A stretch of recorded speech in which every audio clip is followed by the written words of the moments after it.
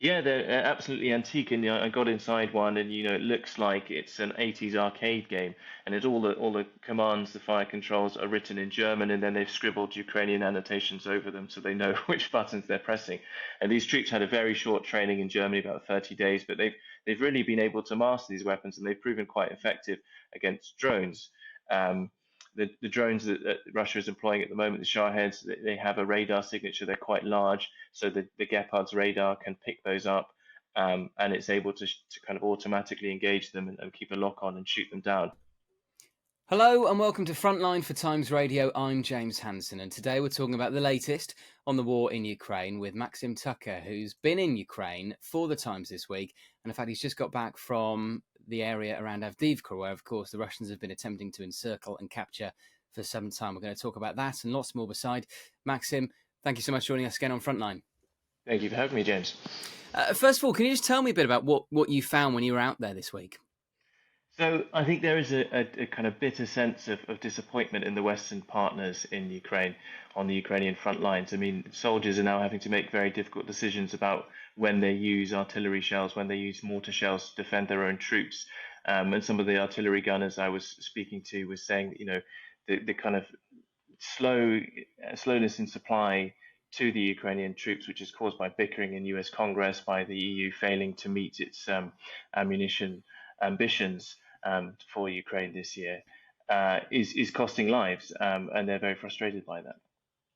Yeah, we'll come on to the supply issues a bit more in a bit.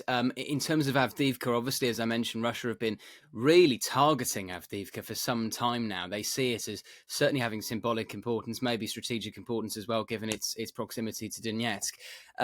What did you pick up about Russia's operations on the ground? Yeah, there's a huge push to try and take Avdiivka and provide Putin with a victory ahead of his election campaign next March. Obviously, elections in Russia are predetermined, but he wants high turnout and he wants people motivated. He wants people, the Russians, to see him as a winner. And obviously, victories in Ukraine have been few and far between. So the Russians are really pushing to try and cut off Avdiivka. It's almost encircled. It's the closest point that they have they think to get a victory. It's an important industrial town, but more importantly, if they can take Avdiivka, they push Ukraine back to a new line of defense around the Karlivka reservoirs, which controls the entire water supply for the Ukrainian controlled Donbass region. So it means disruption to water supply for all of that territory, and obviously puts a new range of Ukrainian towns within range of Russian artillery. Do we know if they're having more success now trying to capture Avdiivka? Because so far they've sustained quite heavy casualties. They've sustained very heavy casualties trying to take Avdiivka in recent months, and they continue to sustain heavy casualties.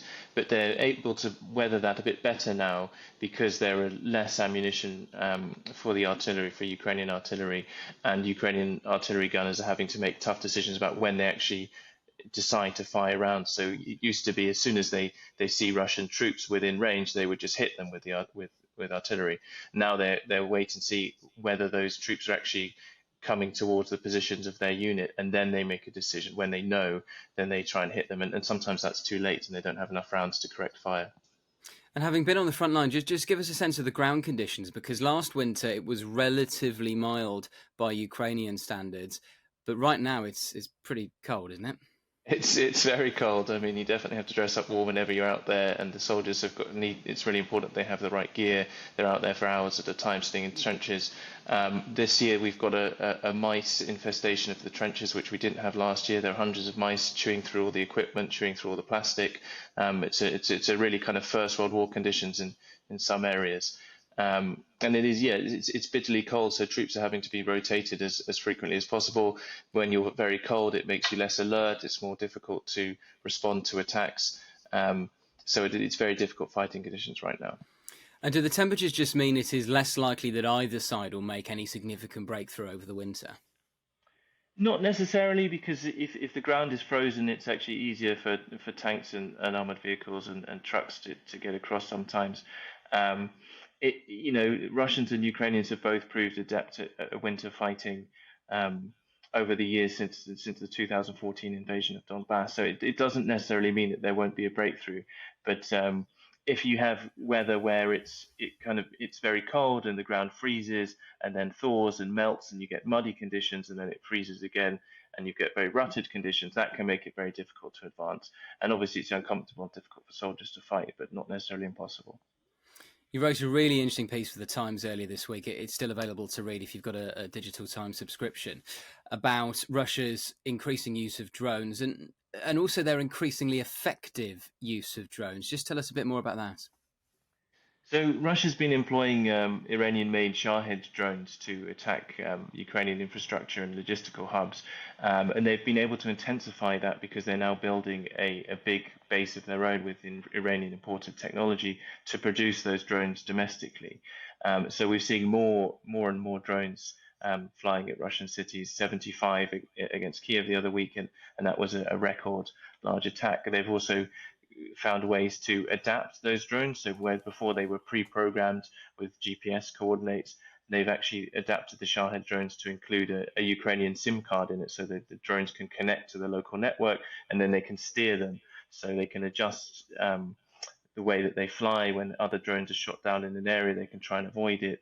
They can try and guide it into the target more effectively if they've missed a target before. So the war is constantly adapting, and Russia is obviously using these Lancet FPV drones, which hit tanks and expensive equipment provided by the West. They're very effective, and Ukrainians are very worried about them. And astonishingly, they're produced by a company whose designer lives in the UK and haven't been sanctioned. Wow, that is incredible.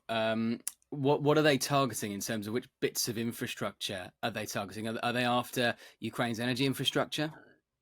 So they were last year after Ukrainian energy infrastructure. They seem to have changed tactics a little bit this year. Remains to be seen whether they'll then go back to targeting the infrastructure.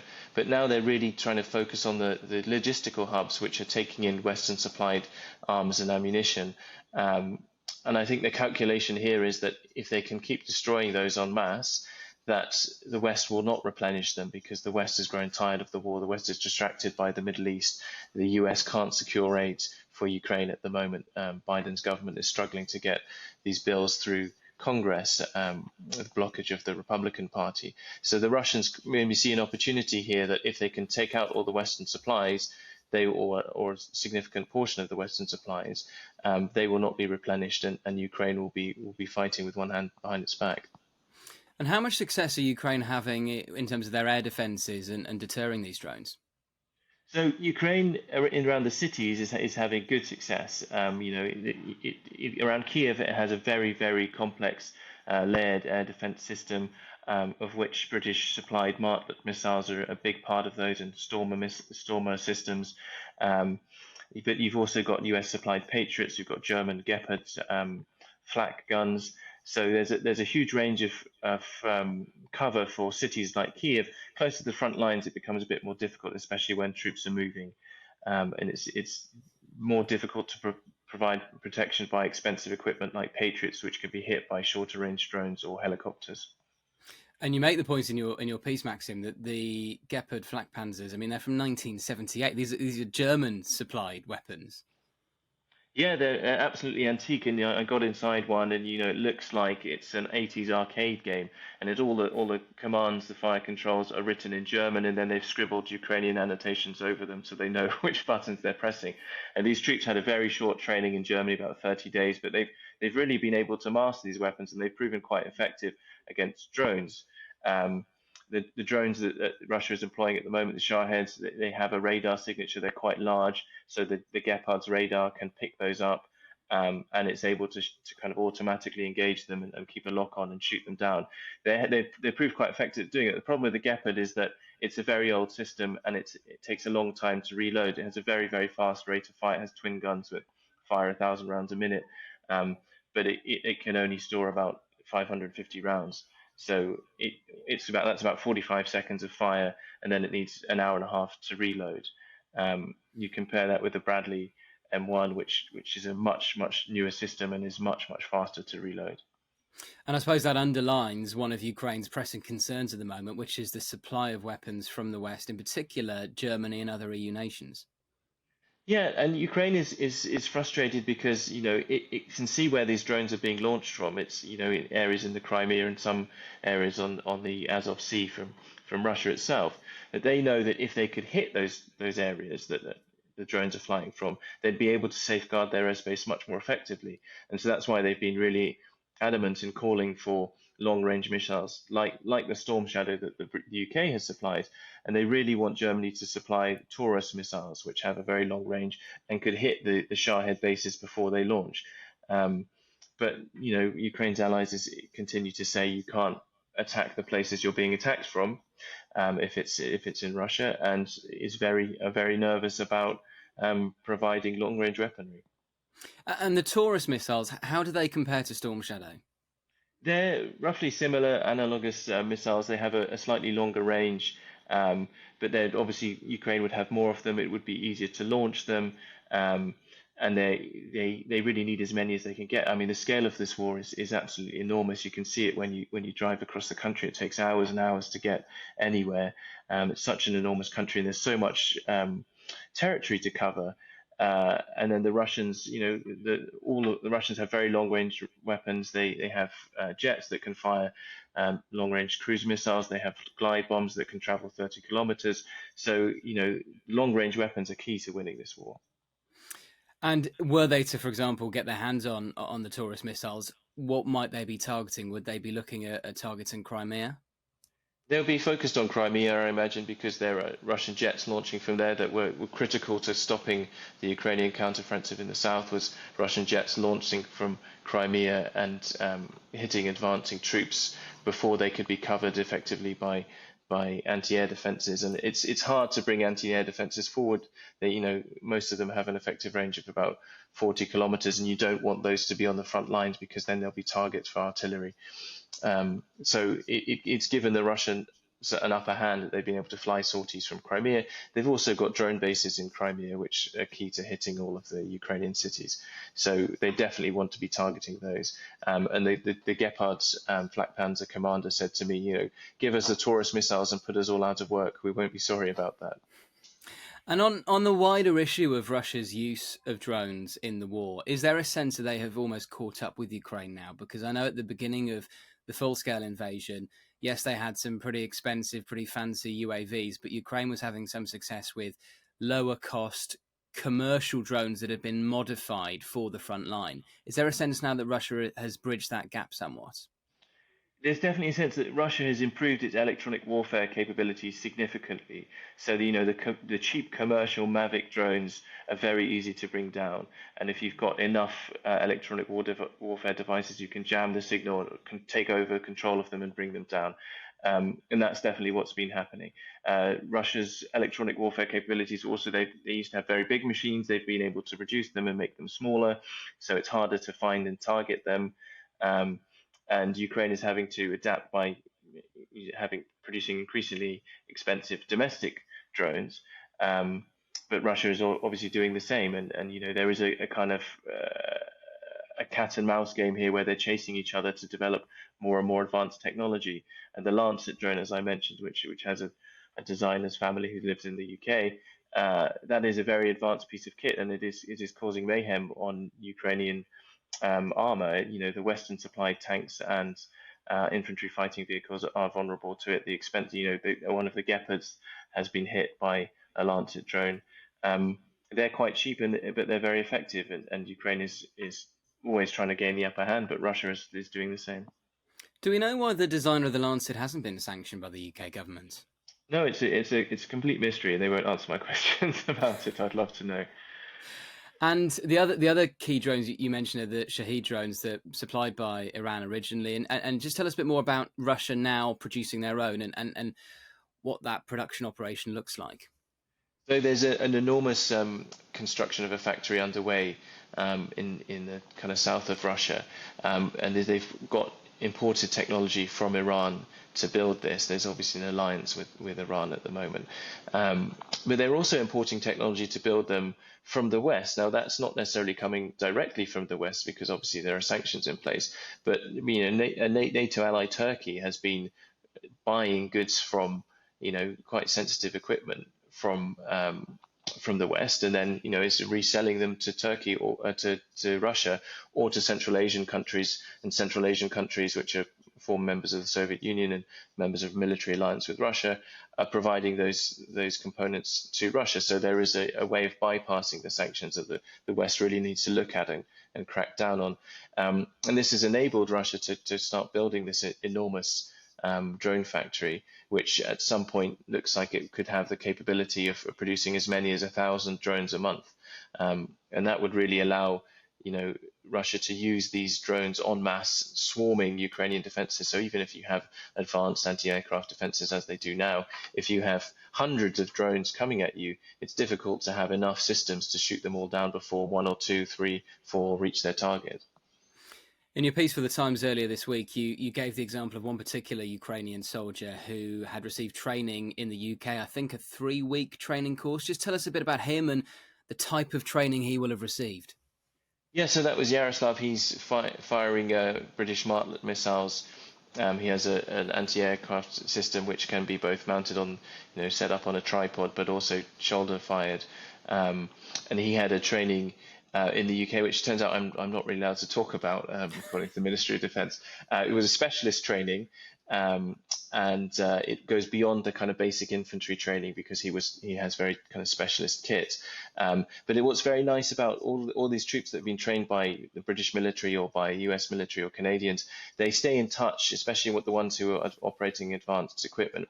So they stay in touch by text message and they kind of share their successes. So we were sitting in the car with Yaroslav when he texted his British instructor to say that he downed his first Shahed drone. And obviously the joy in the instructor that the training had been put to good use defending Kiev that came back, it was very celebratory. There was clear camaraderie. It was quite touching to see the bonds between the two militaries. And is that quite typical, the training that Yaroslav will have received? Will many other Ukrainian soldiers be getting that kind of training?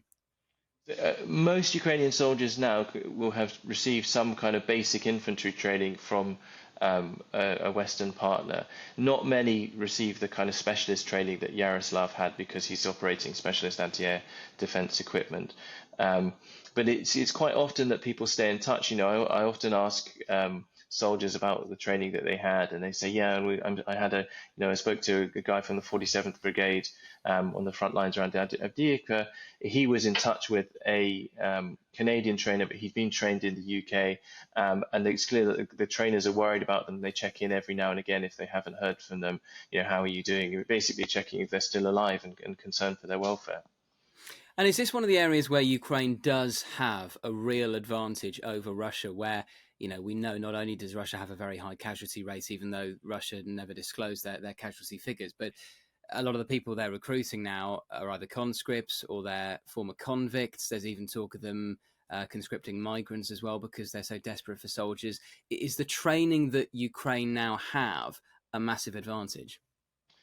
It's definitely an advantage to have the training and equipment, but without the ammunition, it's kind of going to be redundant. So you can have a fantastic Leopard 2 tank if it doesn't have fuel, if it doesn't have shells, it's basically going to be a lab rat for Russia once they've captured it and experimented on it. So it's important that we've given all of this Western kit to Ukraine. It's important we equip them to use it as well. It's a ferocious war. There's so many shells being fired every minute. They need those supplies. The advantage that Russia has is that it doesn't care about how many troops it loses, and it has a much greater population than Ukraine, and it's willing to kind of throw them all into the meat grinder. Whereas Ukraine is sensitive to its casualties and wants to conserve manpower to the extent that it can. And that's historically that's always one of the things that Russia's had. It will grind down its opponents. Opponents might have superior weaponry and superior equipment, superior training, but if you keep throwing men across the contact line and you have huge amounts of artillery to support them, that's eventually going to have an impact. And it is having an impact in Avdiivka now. I mean, it's been measured in kilometers rather than tens of kilometers or big breakthroughs, but you only need kind of one big breakthrough, and once that's happened, it will have a knock-on impact, a domino effect.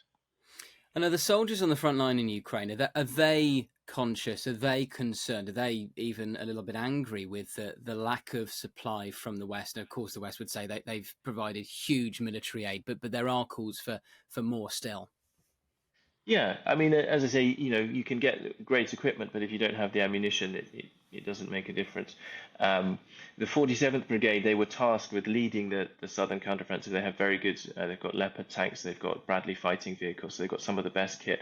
And I was speaking to guys from that, and they were, I think over summer, they were disappointed that they didn't have air support from F-16s because they were getting hit by Russian bombers very regularly, and Russian bombers are eventually what stopped them advancing. So they feel like if the West had provided them with air cover or F-16s earlier in the war when they first asked for it, that would have made a difference to the counteroffensive. So there was a kind of disappointment when they were talking about that. When they were talking about the situation at Avdiivka, it was beyond disappointment. It was more bitterness and perhaps anger because they are having to see their brothers in arms, there's people from the same unit, the infantry in the trenches, getting killed because they see a group of Russians, but they've been told they can't fire on two Russians that are advancing towards their position. They need to wait till there's 5, or they need to wait till there's 10, and they need to wait until they're sure that they're advancing in the direction of their positions and they're not going somewhere else. So those kind of hesitations and those decisions that are having to be made because of lack of supply are costing lives. And of course, that does make them angry because they're people they know, they're people they care about. And where are their main concerns in terms of supply from Western allies? Is it the EU? Is it America, where there's ongoing debates about whether more military aid is going to be provided by Congress? Is it the UK even? It's definitely both the EU and the US. I mean, the US has been such a major supplier for this war. It dwarfs what every other country has been putting into it. So they're so important, and they really rely on that US ammunition. So that's part of the frustration. The EU, has missed its ammunition center, and it keeps seeming to the Ukrainians like Germany and other countries don't really necessarily take the threat to their own security seriously. The Ukrainians do feel that they're fighting a war to protect Europe's eastern borders. And there have been lots of warnings about that recently, about Putin's aspirations to take on the Baltics. And people always think, oh, well, that's unthinkable. We don't need to deal with that or prepare for it. But also the invasion of Ukraine at the time was considered unthinkable. So it's kind of, at some point, the Ukrainians felt, oh, right, the Europe and the West and the US have woken up to the threat that Putin poses at the beginning of the invasion, but now we're kind of getting sleepy again, getting distracted again, and there's a danger that Putin can win a victory in Ukraine, which would then embolden him to try and take a chunk of land from one of the Black Sea countries or the Baltic countries, just take a chunk of land and sit on it and see what the NATO response is and whether the US says, oh, are we really willing to go to war for a small piece of Estonia? And that Putin's ambition has always been to break NATO, and that would be one of the most effective ways to do it, to prove that it doesn't work. It was really interesting, actually. Only this week, the former Secretary General of NATO, Lord Robertson, former Defence Secretary, in the House of Lords, asking the new Foreign Secretary David Cameron about why Britain isn't providing more military support still. Yeah, it's a good question. I mean, the British have been quite forthcoming. We've been first in many situations to provide weaponry. I mean, the reality is, I guess we don't have huge stocks of ammunition to supply. It's really critical that the US do that. We could ramp up production. We should be doing that. We should certainly be sanctioning individuals that are contributing to the Russian war effort. We should certainly be taking money, confiscating money from people that contribute to the war effort and repurposing it for Ukraine. Those are all things that we could and should be doing, and it's taken a very long time to do that. As we go into the winter properly now, Maxim, what is your sense of where we are with this conflict? We've had the counteroffensive that a lot of people have said has sort of stalled. Some people have used this term stalemate, although a lot of the Ukrainian leadership, despite what Zaluzhny said, try and push back on that. What is your sense of where we are? I think you're in a very, very dangerous moment because we have reached a stalemate. Ukraine couldn't push through those fortifications. Ukraine has very strong fortifications around Avdiivka. But, Ukraine is making those difficult decisions because Western supplies have been limited, but they haven't been stopped. You have in the US now a situation where Trump could be elected next year and decide that that's it. I'm not going to provide any more aid to Ukraine whatsoever. So those dwindling supplies become zero supplies, and that is going to be immediately lead to a Russian victory, and that will mean that Putin can break through in Avdiivka, but he can also break through in the south. He can march again on Kiev. So we're at a really dangerous point in the conflict where people are distracted by what's happening in the Middle East. They're focused on providing military aid to Israel, which for me is slightly baffling. It's a huge military. It's perfectly capable of dealing with Hamas without military aid from other countries. And you have this kind of existential crisis in Europe where if Russia is not defeated soon, it's ramping up its military production. It's becoming more technologically advanced. It's going to pose actually a greater threat to Europe than it did at the start of this war. It's learning from fighting Western equipment in Ukraine. It's developing very significantly. It's mobilizing its society. It's mobilizing its manpower, and the West is not doing the same thing. So are we in danger of being outmatched if Putin does decide that he will march on eastern NATO countries? Presumably that frustration about Israel is shared by many Ukrainians, that sense of, hang on a minute, they're one of the best supplied militaries in the world. We're not. Yeah, there's been, I think, a great deal of support for Israel in Ukraine. There's kind of historic ties with Israel. Many Israelis originally kind of come from Ukraine. But at the same time, there is a frustration that the world is focused on that war and supporting Israel in a war that it's quite capable of winning, when Ukraine is fighting a massively stronger power and needs all the support that it can get. So there is frustration that has taken over. I mean, they understand that people get tired and people get bored with the war, but for the soldiers in the trenches, they say, we can't afford to get tired. So how can we afford to get tired with the war? If we get tired, we die. If we get tired, we lose our country. And they want other people to understand it in those terms. So it's frustrating for them that people don't necessarily see that. And just finally, Maxim, on Avdiivka, where you've been in the region of this week, is your sense that Avdiivka has almost, what happens to Avdiivka is almost symbolic of what might happen in the war more broadly, that it's become not just of strategic significance, but of such symbolic significance in a way that Bakhmut was, although some would argue that Bakhmut didn't have that much strategic significance. Do you think that were Avdiivka to fall to Putin, that would be a significant moment that might symbolize something broader? Yeah, I think Avdiivka is more important than Bakhmut. It's on the road potentially all the way to Dnipro, which is a major logistics hub and a really big Ukrainian, big important city.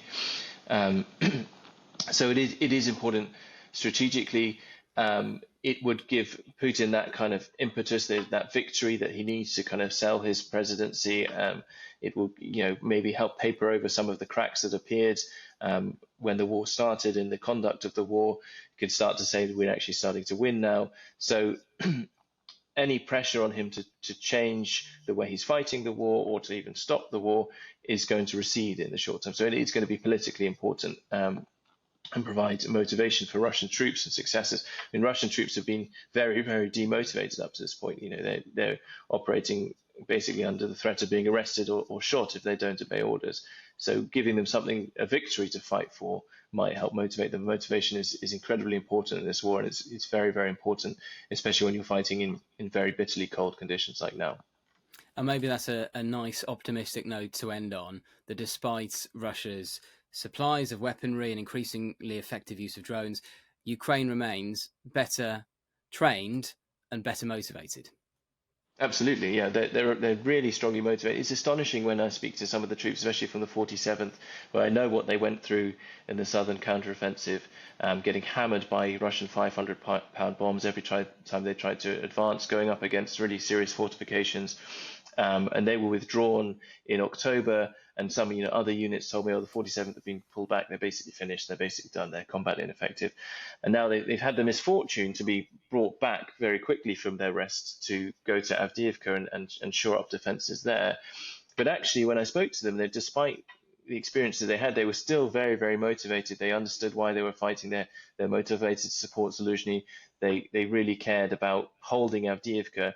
And for the military men, it's important to them for different reasons necessarily from the politicians. So Avdiivka has been on the front line since 2014, and a lot of Ukrainian soldiers have died holding on to Avdiivka. It was always a target in the Donbass. And so holding on to Avdiivka for them is a tribute to all of those people that have been lost over the years holding on to that city. Maxim, a fascinating insight. Thank you so much for joining us today on Frontline. Thanks very much, James. Always a pleasure. Thank you for watching this episode of Frontline for Times Radio. For more on the war in Ukraine, subscribe to the Times Radio YouTube channel. Listen to Times Radio on your digital radio, or you can read the Times online with your digital subscription or in print. Thank you and goodbye.